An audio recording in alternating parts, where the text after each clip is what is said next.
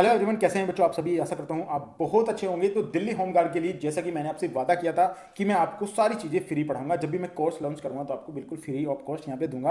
आपको सारी PDF provide कराऊंगा। तो अगर आपको पीडीएफ चाहिए तो आप हमारे टेलीग्राम चैनल को जरूर ज्वाइन कर लीजिएगा। वहां पे मैंने सारी पीडीएफ पिन करूंगा। जितनी भी हमारी क्लास आएंगी सबकी पीडीएफ क्लास के तुरंत बाद आपको वहां पे देखने को मिल जाएंगी। तो कल मैंने आपको जनरल साइंस से टॉप मोस्ट 20 क्वेश्चन डाले हैं। अगर आपने वो वीडियो नहीं देखी है तो डिस्क्रिप्शन में आपको लिंक मिल जाएगा, वहां से जाकर आप जरूर देखिएगा। तो चलिए गाइस शुरू करते हैं आज की वीडियो। अगर इसकी आपको पीडीएफ चाहिए तो आप टेलीग्राम चैनल जरूर ज्वाइन करिएगा, वहां पे आपको सारी ही पीडीएफ मिल जाएंगी।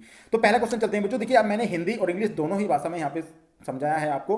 तो अगर आप हिंदी में कंफर्टेबल हैं हिंदी में कर सकते हैं, इंग्लिश में कंफर्टेबल है तो इंग्लिश में कर सकते हैं। तो पहला क्वेश्चन है, स्पेन का राष्ट्रीय खेल क्या है। कई बार एग्जाम में पूछा गया है, मैंने आपको पहले ही बताया था। मैं उन्हीं क्वेश्चन को आपको यहाँ पे लेकर आता हूँ जो क्वेश्चन अभी तक किसी न किसी एग्जाम में पूछे गए हैं, जो आपके लिए टॉप मोस्ट हो जाते हैं। तो सही आंसर हो जाएगा, पहले क्वेश्चन का आपका आंसर हो जाएगा स्पेन का राष्ट्रीय खेल क्या है बच्चों। तो ऑप्शन नंबर ए आपका यहाँ पे करेक्ट हो जाएगा। ऑप्शन नंबर ए आपको लगा के आना है, यानी कि सांड युद्ध जो होता है वो स्पेन में होता है। अब बात करते हैं चार ऑप्शन में से यहाँ पे आइस हॉकी कहाँ का राष्ट्रीय खेल है, ये भी आपको पता होना चाहिए। तो आइस हॉकी आपका कनाडा का है। कनाडा आपको यहाँ पे याद रखना है, इस चीज को आपको नोट डाउन करके रख लेना है। बात करते हैं फुटबॉल का। तो फुटबॉल कहाँ का राष्ट्रीय खेल है, तो आप यहाँ पे फ्रांस लगा सकते हैं। फ्रांस का भी राष्ट्रीय खेल है। ये ब्राजील का भी राष्ट्रीय खेल है, आप इस तरीके से भी कर सकते हैं, ब्राजील भी आप यहाँ पे लगा सकते हैं। बात करते हैं तीरंदाजी। तो तीरंदाजी कहाँ का राष्ट्रीय खेल है, कई बार बच्चों एग्जाम में पूछा गया। तो भूटान का राष्ट्रीय खेल है, भूटान का राष्ट्रीय खेल है यहाँ पे आपका तीरंदाजी, ये भी आपको याद रख लेना है। तो चलिए बच्चों नेक्स्ट क्वेश्चन पे हम चलते हैं। देखिए नेक्स्ट क्वेश्चन है आपका, सतीश धवन स्पेस सेंटर कहाँ पर स्थित है। कई बार एग्जाम में पूछा गया है, मोस्ट इंपोर्टेंट है आपके एग्जाम के पॉइंट ऑफ व्यू से। तो सही आंसर हो जाएगा ऑप्शन नंबर सी आपका सही हो जाएगा कि सतीश धवन जो स्पेस सेंटर है वो आपका आंध्र प्रदेश में स्थित है। बच्चों कई बार इसकी स्थापना पूछी गई है, आपको स्थापना भी याद होनी चाहिए। स्थापना कब हुई थी बच्चों, इसकी स्थापना जो हुई थी 1971 को हुई थी, ये आपको याद रखना। 1971 को इसकी स्थापना हुई थी सतीश धवन स्पेस सेंटर की। चलिए बच्चों नेक्स्ट क्वेश्चन पे हम चलते हैं। देखिए नेक्स्ट क्वेश्चन है, यहाँ पे आकार के अनुसार दूसरा सबसे बड़ा ग्रह आपको बताना है। कई बार एग्जाम में पूछा गया है, आपने अगर एग्जाम देखे होंगे, सभी एग्जाम में ज्यादातर सौरमंडल से क्वेश्चन आते हैं। तो मैं यहाँ पे दोनों चीज आपको समझाने वाला हूँ। तो आकार के अनुसार दूसरा सबसे बड़ा ग्रह यहाँ पे पूछा गया है। तो मैं आपको एक चीज यहाँ पे बता दूं, सूर्य के अगर बात करते हैं सूर्य दूरी के अनुसार, सूर्य से दूरी के अनुसार की बात करते हैं, तो यहाँ पे अगर मैं आपको बताता हूँ, यहाँ पे सूर्य लिख लेते हैं हम, सूर्य, और सूर्य से दूरी के हिसाब से अगर यहाँ पे बात करता हूँ तो सबसे पहले क्या आता है, बुध आता है बच्चों। तो यहाँ पे बुध सबसे पहले आपका बुध होगा, और बुध के बारे में बताया जाता है बुध पे सबसे छोटा ग्रह होता है, क्योंकि जो सूर्य के नजदीक होता है उस पर सबसे छोटा जो है वर्ष होता है, और सबसे छोटा ग्रह भी है ये बच्चों। बात करते हैं यहाँ पे उसके बाद आएगा शुक्र। जिसने भी शुक्र लगाया है, शुक्र, यहाँ पे शुक्र आ जाएगा। शुक्र के बाद बच्चों यहाँ पे पृथ्वी आ जाएगी, पृथ्वी भी आपको यहाँ पे लगना है, तीसरे नंबर पे पृथ्वी आ जाएगी। पृथ्वी के बाद बच्चों यहाँ पे आपका मंगल आ जाएगा। मंगल के बाद क्या आएगा बच्चों, मंगल के बाद आपका बृहस्पति आ जाएगा। बृहस्पति आपको याद रख लेना, बहुत ही मोस्ट इंपॉर्टेंट है। यदि सौरमंडल से क्वेश्चन आता है तो बृहस्पति से ज़्यादा सवाल पूछे जाते हैं। बात करते हैं अगले नंबर पे कौन सा आएगा बच्चों, शनि आ जाएगा यहाँ पे, शनि, और शनि के बाद आपका अरुण आ जाएगा यहाँ पे, अरुण के बाद बच्चों कौन सा आएगा, वरुण आ जाएगा।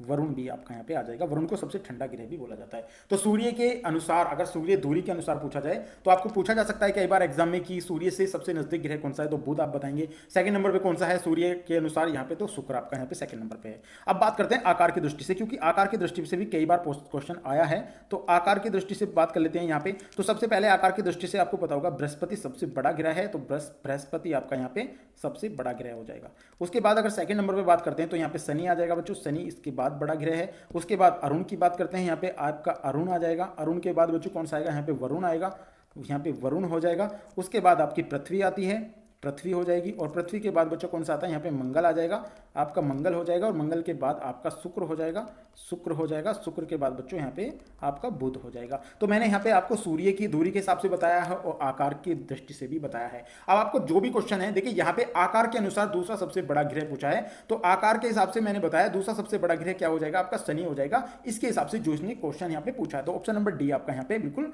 करेक्ट हो जाएगा बच्चों। अगर आपके एग्जाम में ऐसे कोई भी क्वेश्चन आए तो आपको ये मैप जरूर याद रखना है जो मैंने आपको बताया था सीक्वेंस में। यदि आप याद करेंगे इस चीज को तो आप कभी नहीं भूल सकते बच्चों।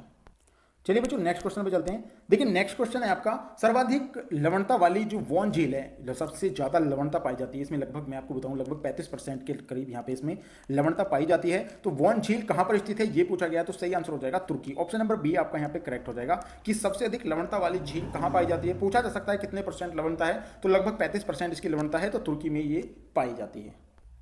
चलिए बच्चों नेक्स्ट क्वेश्चन की बोर्ड चलते हैं। देखिए नेक्स्ट क्वेश्चन है हमारा, बहुत ही अच्छा क्वेश्चन है, कई बार एग्जाम में पूछा गया है। देखिए 6 से 14 वर्ष के बच्चों के लिए शिक्षा के अधिकार का वर्णन किस अनुच्छेद में किया गया है। बच्चों इसकी थोड़ी डिटेल आपको यहाँ पे बताने वाला हूँ मैं। देखिए जब सबसे शुरुआत में ये जोड़ा गया था तो ये 86वां संविधान जो था, संविधान संशोधन संविधान संशोधन संविधान संशोधन में 2002 में इसको जो है लागू किया गया था, 2002 में इसको जोड़ा गया था और शिक्षा का अधिकार से संबंधित है 86वां संविधान संशोधन। कई बार एग्जाम में पूछा गया है। बात अनुच्छेद की करते हैं तो सही आंसर हो जाएगा ऑप्शन नंबर सी, यानी कि अनुच्छेद 21A में शिक्षा के अधिकार को जोड़ा गया था। कई बार एग्जाम में पूछा गया है ये क्वेश्चन कि 6 से 14 वर्ष तक के बच्चों को शिक्षा का अधिकार जो वर्णित है वो किस में है, तो अनुच्छेद 21A में है। और ये भी पूछा गया था कि कौन से संविधान संशोधन के तहत ये जोड़ा गया था, तो 86वें संविधान संशोधन 2002 के तहत इसको यहाँ पे जोड़ा गया था बच्चों। चलिए बच्चों नेक्स्ट क्वेश्चन पे चलते हैं। देखिए नेक्स्ट क्वेश्चन है आपका, यहाँ पे किस नदी को काली गंगा के नाम से जाना जाता है, यह काली गंगा भी कहा जाता है। मोस्ट इंपोर्टेंट क्वेश्चन है, कई बार एग्जाम में ये पूछा गया है। तो सही आंसर हो जाएगा काली गंगा के नाम से शारदा नदी को जाना जाता है। ऑप्शन नंबर सी आपका यहाँ पे करेक्ट हो जाएगा बच्चों। कई बार एग्जाम में पूछा गया है, तो इस क्वेश्चन को आप नोट डाउन जरूर कर लीजिएगा।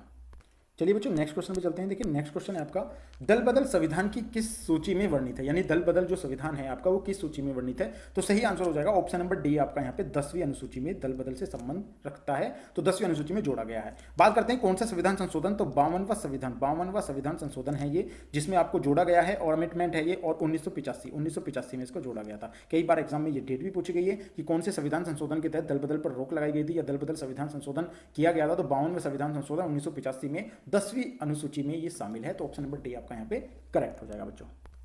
चलिए बच्चों नेक्स्ट क्वेश्चन पे चलते हैं। देखिए नेक्स्ट क्वेश्चन है आपका, यहाँ पे सैयद वंश की स्थापना किसके द्वारा की गई थी, तो सैयद वंश की स्थापना ऑप्शन नंबर डी आपका यहाँ पे सही हो जाएगा, खिज्र खां के द्वारा सैयद वंश की स्थापना की गई थी। बात सिमुक की करते हैं, तो यहाँ पे अगर मैं बात करता हूँ सिमुक कौन थे, तो सातवाहन वंश थे, जो सातवाहन वंश के संस्थापक थे आपका सिमुक। बात करते हैं विजयालय की, तो विजयालय चोल वंश के संस्थापक थे। विजयालय की बात करते हैं तो चोल वंश के संस्थापक थे आपकी विजयालय। कई बार एग्जाम में ये अलग अलग क्वेश्चन पूछे जाते हैं, तो आपके लिए मोस्ट इंपोर्टेंट है, आपको ये याद जरूर कर लेने हैं। चलिए बच्चों नेक्स्ट क्वेश्चन की ओर चलते हैं। देखिए नेक्स्ट क्वेश्चन है आपका, मेपल लीफ किस देश का राष्ट्रीय खेल है। मोस्ट इंपोर्टेंट क्वेश्चन है, कई बार एग्जाम में पूछा गया है, रिपीट हुआ है कई बार। तो सही आंसर आपका यहाँ पे हो जाएगा कनाडा, जो कनाडा है ऑप्शन नंबर आपका ए यहाँ पे करेक्ट हो जाएगा। बात करते हैं यहाँ पे नीदरलैंड का, तो नीदरलैंड का राष्ट्रीय चिन्ह जो आपको बता दूं मैं यहाँ पे आपका शेर है, यानी राष्ट्रीय चिन्ह जो है आपका शेर है। जापान की अगर मैं यहाँ पे बात करता हूँ तो गुलदाउदी है, और अगर इटली की बात करता हूँ तो सफेद लिली, यहाँ पे सफेद लिली जो है यहाँ पे इसका चिन्ह है, सफेद लिली। तो ये सारी चीज़ें आपको याद रखनी है, क्योंकि कई बार क्वेश्चनों को जो है एग्जामर थोड़ा डीपली करके पूछ लेता है। अगर आपको ये सारी चीज़ याद आएंगी तो आप बहुत अच्छे से अपने एग्जाम को कर पाएंगे बच्चों। चलिए बच्चों नेक्स्ट क्वेश्चन की ओर चलते हैं। देखिए नेक्स्ट क्वेश्चन है आपका, अंतर्राष्ट्रीय श्रम संगठन का मुख्यालय कहाँ स्थित है। कई बार एग्जाम में पूछा गया है, तो सही आंसर हो जाएगा अंतर्राष्ट्रीय श्रम जो संग्रहालय है यानी मुख्यालय है, उसका सही जो आपका सही आंसर हो जाएगा मुख्यालय आपका जिनेवा हो जाएगा। ऑप्शन नंबर सी आपका यहाँ पे करेक्ट हो जाएगा। इसके बारे में और भी बताता हूँ आपको, आपका यहाँ पे WHO जो है, WHO का भी ये आपका संगठन है जिसे वर्ल्ड हेल्थ ऑर्गेनाइजेशन कहते हैं। ये भी आपको याद रख लेना है यहाँ पे, क्योंकि कई बार एग्जाम में पूछा गया, WHO का भी पूछा गया है और वर्ल्ड हेल्थ ऑर्गेनाइजेशन का, और उसके बाद एक तो और है जो आपको मैं बता दूंगा यहाँ पे, यानी कि ILO का जो पूछा जाता है, ILO का भी इंटरनेशनल लेबर ऑर्गेनाइजेशन, इसका भी पूछा जाता है। तो ये भी, इसका भी आपका जो है मुख्यालय जिनेवा में है बच्चों। तो बच्चों ये थे आज के हमारे टॉप 10 क्वेश्चन जो आपके लिए बहुत ही ज्यादा हेल्पफुल होंगे। अगर आपको उसकी PDF चाहिए टेलीग्राम जरूर ज्वाइन कर लीजिएगा। मिलते हैं गाइस नेक्स्ट वीडियो में, तब तक के लिए गुड बाय।